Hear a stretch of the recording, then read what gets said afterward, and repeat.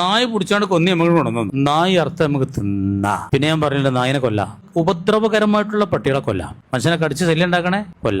വളർത്താൻ പറ്റില്ല. നമുക്ക് വേട്ടയാടാനൊക്കെ പറ്റുമെങ്കിൽ പറ്റിയ നായാണെങ്കിൽ നമുക്ക് വളർത്താം. നമ്മളെ സ്വത്ത് കാക്കാൻ പറ്റിയ നായാണെങ്കിൽ വളർത്താം. പിന്നെ നായ്ക്കളെ കൊണ്ട് മനുഷ്യനെ കൊണ്ട് പറ്റാത്ത പല കാര്യങ്ങളും നടത്തുന്നുണ്ടില്ലേ, പല കേസ് തെളിയിക്കാനൊക്കെ വളർത്താൻ പറ്റിയ പോലാണ്. ആ വേട്ടക്കുള്ള നായ്ക്കളെ ഒരു കഥ നിങ്ങൾക്ക് കേൾക്കണോ? ഒരു നായ് പോയിട്ടൊരു മുയലിനെ നമുക്ക് പിടിച്ചു കൊണ്ടുവന്നു. പിടിച്ചിങ്ങനെ കൊണ്ടുവന്നു കൊന്നു. അറക്കാതെ നമുക്ക് തിന്നാം. കേട്ടണോ?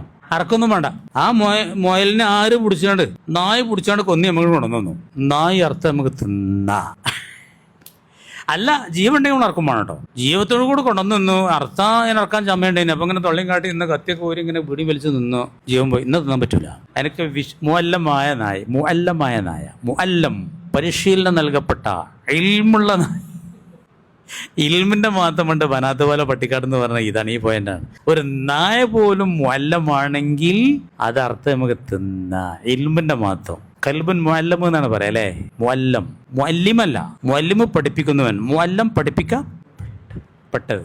അല്ലാതെ അതിനെ കൊല്ല, മൂട്ടനെ കൊല്ല, കൊതുവിനെ കൊല്ല, എല്ലാത്തിനും കൊല്ല. മൂട്ടനെ കരിച്ച് കൊല്ലാൻ പറ്റും. പണ്ടൊക്കെ വാപ്പാരൊക്കെ അങ്ങനെയാ. കട്ടിലൊക്കെ ആ വിളക്ക് ഇങ്ങനെ കാശിറ്റും വിളക്ക് കത്തിച്ചിന്റെ കാലുണ്ടായി. വിൽക്കുന്നതും അറിയില്ല, കോയമൂലൊന്നും അറിയില്ല. കടക്കണേന് മുമ്പ് ആ കട്ടിലിന്റെ അടക്കം ഒന്ന് കാട്ടിയിട്ട് ഇങ്ങനെ ഇല്ലേ കുഞ്ഞോജി അങ്ങനെ കൊല്ലുന്ന കാലൊക്കെ പറ്റുമല്ലേ എന്ന് വരെ ചർച്ചയുണ്ട്. വേറെ മാർഗമൊന്നുമില്ല, അങ്ങനെ കൊല്ലാന്ന് പറയുന്നുണ്ട്. കരിക്കൽ അത്ര നല്ലതല്ല.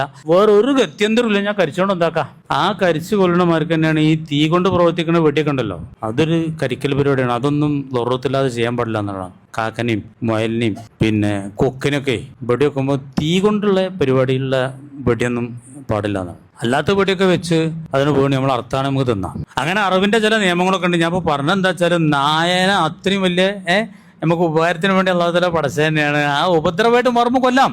മൂരിനൊന്നും ഞാൻ പറയേണ്ട ആവശ്യമില്ലല്ലോ. അത് വളർത്തി അതിന്റെ പരമാവധി കന്നുകൂട്ടലും അതിന്റെ എല്ലാ ഉപയോഗം കഴിഞ്ഞ് ലാശനം എന്താക്കാ അറുത്ത് തിന്നാ. അതിന്റെ തോല് നമുക്ക് എടുക്കാം. എല്ലാം നമുക്ക് വേണ്ടിയുള്ള. അതിന്റെ ചാണകം നമുക്കുള്ളതാണ്, പാല് നമുക്കുള്ളതാണ്.